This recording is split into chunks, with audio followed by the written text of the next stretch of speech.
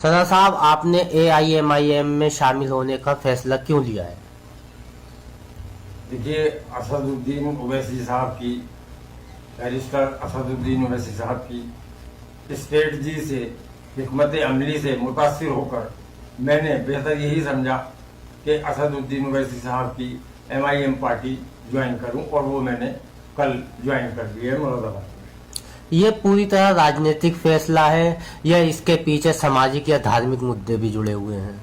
नहीं, ये पूरी तरीके से मैं ये कहूँगा कि ये राजनीतिक फैसला नहीं है, बल्कि एक सामाजिक फैसला है। मैंने इसलिए एमआईएम ज्वाइन की है कि मुझे एक बैक मिलेगी, मुझे एक मदद मिलेगी जो अब तक किसी की नहीं थी, क्योंकि मैं सियासी नहीं रहा हूँ कभी भी। ना तो मैं समाजवादी में था, ना बीएसपी में, बहरहाल मैं किसी भी पार्टी में नहीं था।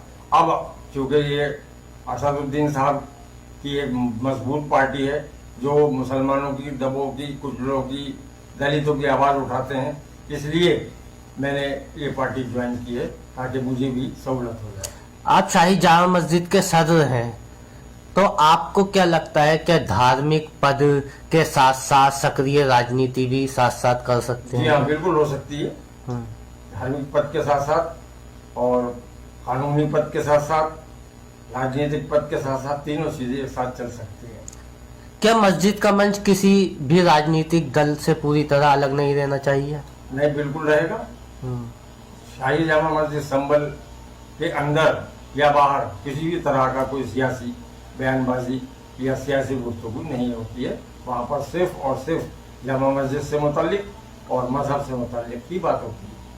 आपने एआईएमआईएम को चुना है, सपा, कांग्रेस या अन्य दलों पर भरोसा क्यों नहीं जताया आपने? नहीं, चूंकि ये पार्टी जो है मुसलमानों की आवाज़ उठाती है, दबे कुचलों और कमज़ोर वर्ग के लोगों की आवाज़ उठाती है, दलितों की आवाज़ उठाती है। वो सारी पार्टियां जिनका नाम आपने लिया, वो किसी की आवाज़ नहीं उठाती, वो सिर्फ अपने लिए ही करती हैं, किसी और के लिए नहीं करती। इसलिए मैंने एमआईएम का दामन थामा है। आपके इस फैसले पर मस्जिद कमेटी और स्थानीय लोगों की क्या प्रतिक्रियाएं आ रही हैं अभी तक? सारे लोग बहुत ज़्यादा खुश हैं कि आपके हाथ मजबूत होंगे, आपको ताकत मिलेगी। और चूंकि बिना ताकत के जब आपने अल्लाह के हुक्म से शाही जामा मस्जिद संभल की हिफाजत करने की कोशिश की है, तो अब और ज़्यादा बेहतर तरीके से आप कर सकेंगे। यही प्रतिक्रिया आ रही है।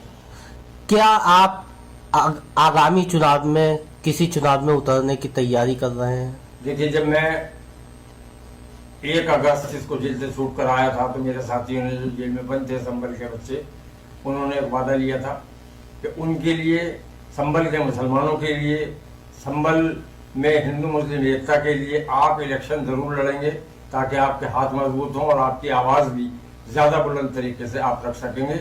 इसलिए मैंने फैसला किया था कि मुझे इलेक्शन में आना है। और सबसे पहले ऐलान करने वाला शख्स मैं ही हूँ, जिसने ये ऐलान किया था कि मैं 2027 का एमएलए का उम्मीदवार हूँ। उस टाइम मैंने ये भी कहा था कि मुझे कोई पार्टी मिलती है तो भी ठीक है, नहीं मिलती है तो भी ठीक है, मैं इलेक्शन लड़ूंगा। अब चूंकि एमआईएम का दामन मैंने थाम लिया है, अब पार्टी जैसे मुझसे कहेगी, इलेक्शन लड़ने के लिए कहेगी, तो मैं इलेक्शन लड़ लूंगा, और नहीं कहेगी तो मैं वो पार्टी जिसे भी टिकट देगी मैं उसका इलेक्शन लड़ाऊंगा, उसका समर्थन करूंगा। ये फैसला लेने से पहले आपने जो मस्जिद कमेटी है, जामा मस्जिद कमेटी, उनके लोगों से चर्चा की क्या? सबसे मैंने चर्चा की हुई है, सारे लोगों से चर्चा की हुई है।